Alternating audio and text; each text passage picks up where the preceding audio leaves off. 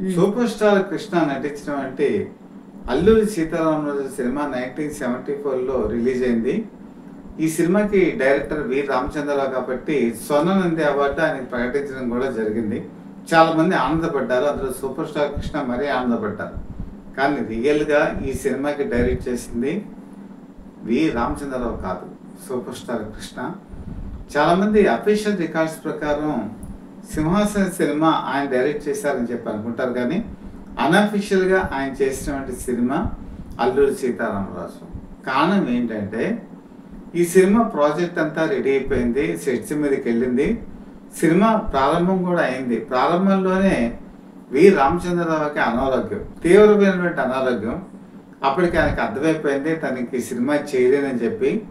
అప్పుడు తన చేతిలో చేయి వేయించుకొని ఈ సినిమాని నువ్వే పూర్తి చేయాలని చెప్పేసి, పైగా పేరు కూడా తన పేరు వేయాలని చెప్పి ప్రామిస్ చేయించుకొని ఆ సినిమాని పూర్తి చేసిన తర్వాత ఆయనకి ఇచ్చిన మాట ప్రకారం కృష్ణ వి రామచంద్రరావు పేరు వేశారు. ఈ సన్నివేశాలు కొన్ని మీకు ఫైటింగ్ సన్నివేశాలు కానీ యాక్షన్ పార్ట్ కానీ కేఎస్ఆర్ దాస్ కాబట్టి చెప్పారు. ఆ కేఎస్ఆర్ దాస్ పేరు కూడా ఇందులో మీకు మెన్షన్ చేయడం జరుగుతుంది. అయితే కొంతమంది చెప్పారు సన్నిహితులు, మీరు మీ పేరే వేసుకోండి అన్నా కూడా నేను మాట ఇచ్చాను, నా మాట ప్రకారం నేను ఖచ్చితంగా వి రామచంద్రరావు పేరే వేస్తానని చెప్పి ఆయన పేరే వేశారు. అంతే కదండి. ఈ సినిమాకి సంబంధించి ప్రొడక్షన్ చింతపల్లి, కేడీపేట అంటే కృష్ణదేవపేట ఇలాంటి కీలకమైనటువంటి ప్రాంతాల్లో షూటింగ్ జరిగేటప్పుడు అక్కడ కాటేజీల నిర్మాణం జరిగింది.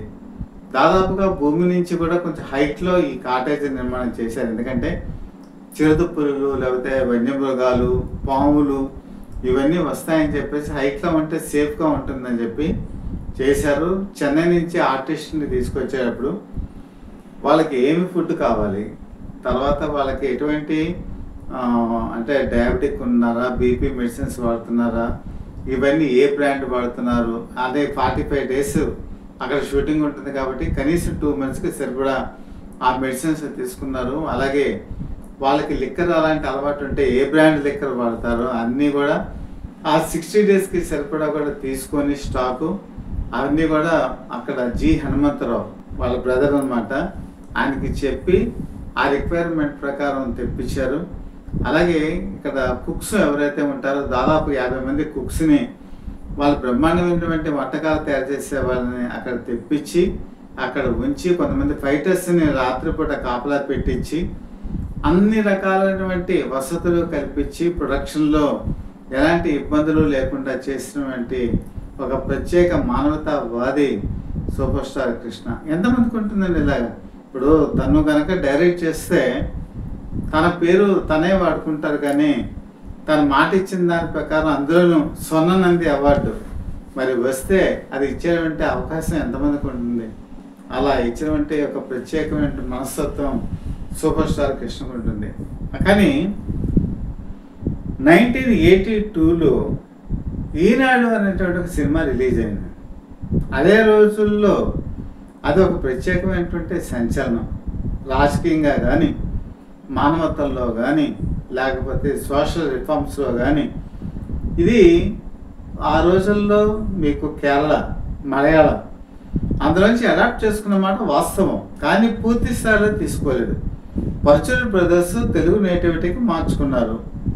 తెలుగు రాజకీయాలకి సంబంధించి ఆ రోజు కాంగ్రెస్ పార్టీ విధానాలను తూర్పరా పెట్టారు. అలాగే ఆంధ్ర సంబంధించినటువంటి కొన్ని సంఘటనల్ని స్ఫూర్తిగా తీసుకున్నారు. ఇవన్నీ తీసుకొని చేసినటువంటి ఆ సినిమా ఆ రోజుల్లో ఒక ప్రభంజనం. కాంగ్రెస్ పార్టీ 35 సంవత్సరాల పాటు ఆంధ్రప్రదేశ్లో రాజకీయాలు నడిపింది. తెలుగుదేశం పార్టీని అధికారంలోకి తీసుకురావడానికి అనేక కారణాలలో ఈనాడు అనేటువంటి సినిమా కూడా ఒక ప్రభంజనమే. ఆ కారణాల్లో కూడా తెలుగుదేశం పార్టీ అధికారంలోకి రావడానికి అది కూడా ఒక కారణం ఏందని చెప్పి ఆ రోజు అందరూ చెప్తారు, అది వాస్తవం కూడా. అలాంటి సినిమా అందరూ లైక్ చేశారు, పేపర్లు రివ్యూస్ రాశాయి, మేధావులు పొగిడారు, అలాగే సామాన్య ప్రజలు కూడా దాన్ని పొగిడారు. అందరూ కూడా ఆ కృష్ణ నటన ప్రత్యేకంగా ప్రశంసించారు. సోషల్ పరంగా కూడా ఎంతో గొప్పగా ఉందని చెప్పారు. కానీ ఆ రోజుల్లో మాట చెప్తాను, నా వ్యక్తిగత అభిప్రాయం చెప్పట్లేదు, ఉత్తమ నటుడు అవార్డు వచ్చేటప్పటికి ఆ రోజు మేఘ సందేశం సినిమాలో అక్కినేని నాగేశ్వరరావు ఉత్తమ నటుడు అవార్డు వచ్చింది. ఓకే, అక్కినేని నాగేశ్వరరావు ఉత్తమ నటుడు, అందులో నో డౌట్. అక్కడ కాన్సెప్ట్ ఏంటంటే మేఘ సందేశం సినిమాలో అక్కినేని నాగేశ్వరరావు క్యారెక్టర్ ఏంటి, భార్యని వదిలేసి తాను ప్రేమించినటువంటి మరొక వ్యక్తి గురించి వెళ్ళిపోయి చివరికి పశ్చాత్తాపడి మరణించేటువంటి క్యారెక్టర్. ఇది ఆ రోజుల్లో చాలామంది విమర్శించారు. కృష్ణకి ఒక ఉదాత్త భావంతో సోషల్ జస్టిస్ గురించి పోరాడేటువంటి వ్యక్తి, అతను చేసే నటన పరాకాష్ఠకి వెళ్ళినటువంటి ఆ సినిమా ఉత్తమ నటుడు అవార్డు ఇవ్వకపోవడం ఏంటని చెప్పేసి చాలామంది క్వశ్చన్ చేశారు. నేను విన్నాను అవన్నీ కూడా. సరే, అందులో రకరకాల కారణాలు ఉంటాయనుకోండి. అయితే ఈ ఒక్క కారణమే కాదండి. అసలు యాక్చువల్గా కృష్ణని ఇది ఎందుకు ఎగ్జాంపుల్ చెప్పానంటే, కృష్ణ సినిమాల్లో వచ్చేటువంటి ఆదాయాన్ని 80% సినిమాలోనే ఖర్చు పెట్టారు. స్టూడియో నిర్మాణం చేశారు, డిస్ట్రిబ్యూషన్ చేశారు, ఎగ్జిబిషన్ చేశారు. అలాగే ఆయన ఏమో సినిమాలు తీశారు, డైరెక్షన్ చేశారు. ఆయన చేయని పని అంటూ ఏముంది? టెక్నాలజీని అడాప్ట్ చేసుకున్నారు. అలాగే తను హిందీ సినిమా తీశారు, తమిళ సినిమా తీశారు, కొత్త నటీనటుల్ని సినిమాకి ఇంట్రడ్యూస్ చేశారు. హిందీ సినిమా పరిశ్రమ కూడా సేవ చేశారు, తెలుగు సినిమా రంగానికి సేవ చేశారు. 50 సినిమాల వరకు ఆయన ప్రొడ్యూసర్గా వ్యవహరించారు. దాదాసాహెబ్ ఫాల్కే అవార్డు ఆయనకి ఇవ్వలేదని చెప్పేసి అభిమానులు చాలా సందర్భాల్లో చాలాసార్లు రాష్ట్ర ప్రభుత్వాన్ని, కేంద్ర ప్రభుత్వాన్ని క్వశ్చన్ చేశారు.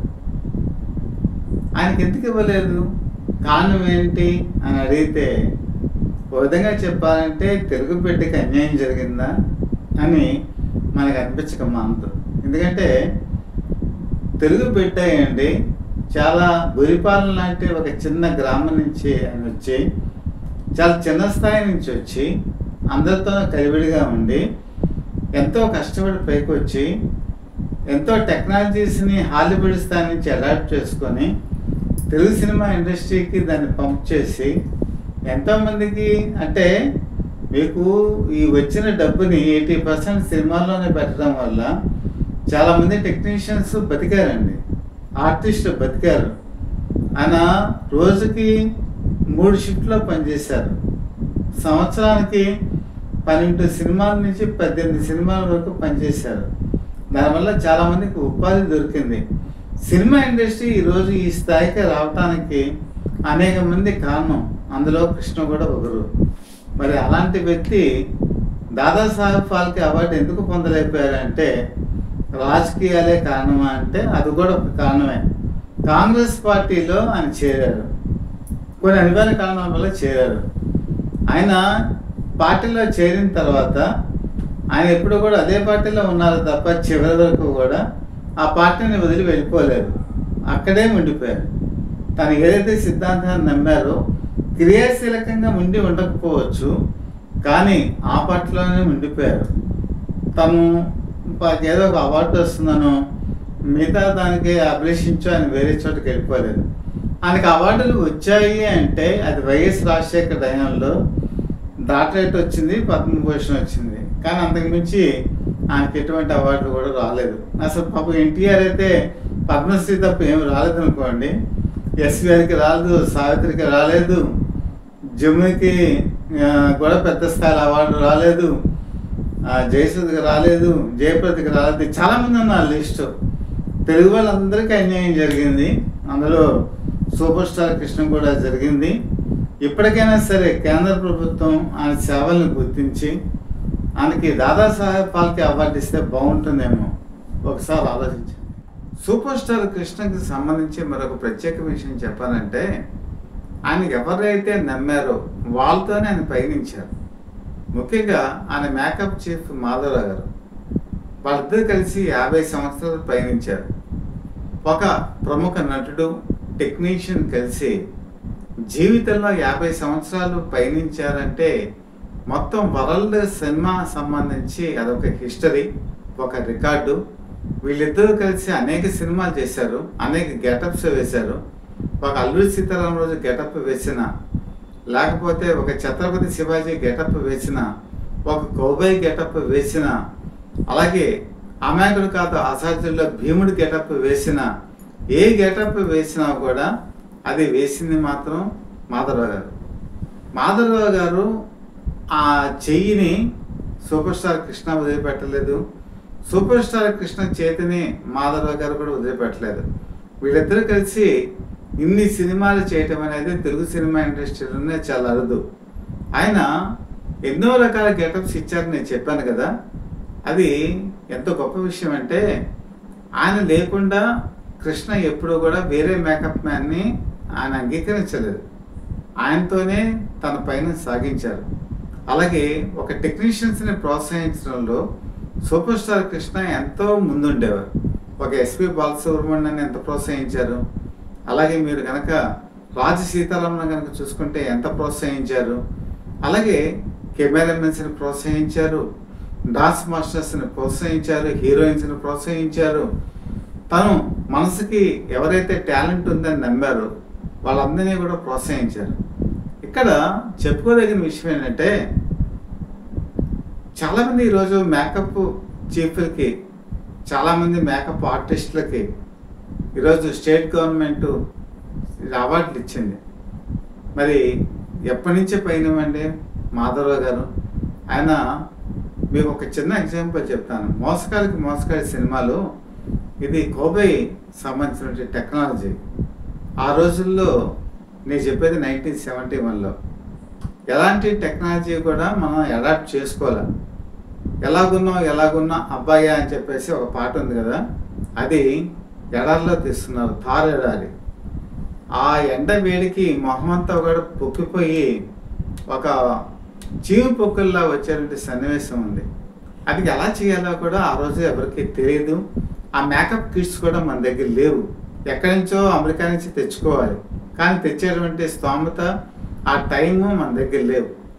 అప్పుడు ఏం జరిగిందో తెలుసా, ఆయన అప్పటికే మీకు తెలుసు బఠానీలు తినేసి ఆ తొక్కు అంతా కూడా పడేసి ఉన్నాయి. అర్జెంటుగా ఈ సీన్ తీయాలి. ఆ తొక్కుని చూసి ఆయనకి ఐడియా వచ్చి ఏం చేశారంటే, ఆ తొక్కుని నాకు అగ్గిపెట్టలో పెట్టుకొని వెళ్ళి వాడికి గమ్ము రాసి ఆ మొహానికి అంటించి లైటింగ్ వేసి చూశారు. చూస్తే అది అద్భుతంగా వచ్చింది. మీరు చూడండి ఆ సినిమాలో ఎంత గొప్పగా ఉంటుందో, ఎంత అద్భుతంగా వస్తుందో. అలాగే మీకు రక్త సంబంధం అని చెప్పేసి ఒక సినిమా ఉంది. ఆ సినిమాలో కూడా జెమినీ గణేషన్ తమిళలో సినిమా అది. ఆ సినిమాలో ఒకవైపు అంతా కాలిపోయినట్టుగా ఉంటుంది కృష్ణ ఫేస్. ఆ మేకప్ కూడా చాలా అద్భుతంగా చేశారు. అందంగా ఉండే కృష్ణ అనాకారిగా చూపించినట్టు ఆ సీన్స్ కనుక చూస్తే మన గుండె కదిలించేస్తూ ఉంటుంది. ఇలా అనేక రకాల గెటప్స్ చేసినామండి. మాధవరావు గారు కూడా కనీసం ఒక పద్మశ్రీ రాలేదు, ఒక మంచి పురస్కారం కూడా రాలేదు.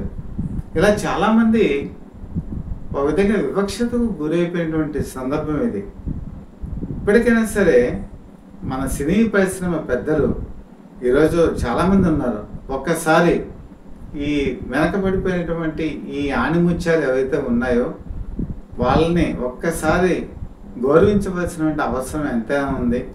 ఎప్పటికైనా సమయం మించిపోయింది ఏమీ లేదు. మరి ఒక్కసారి వీళ్ళని ఒకసారి గౌరవించుకుంటే మనకి మనం గౌరవించుకున్న వాళ్ళం అవుతాం.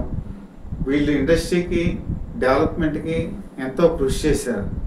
ఆ కృషిని మనం గౌరవిస్తే మనకి మనం గౌరవించుకున్న వాళ్ళం అవుతాం, మనకి మనం సంస్కరించుకున్న వాళ్ళం అవుతాం, మన సంస్కారం బయట పెట్టుకున్న వాళ్ళం అవుతాం. ఇండస్ట్రీలో పెద్దలు ఇది నిజమా కాదా ఒకసారి ఆలోచించుకుంటే మంచిది.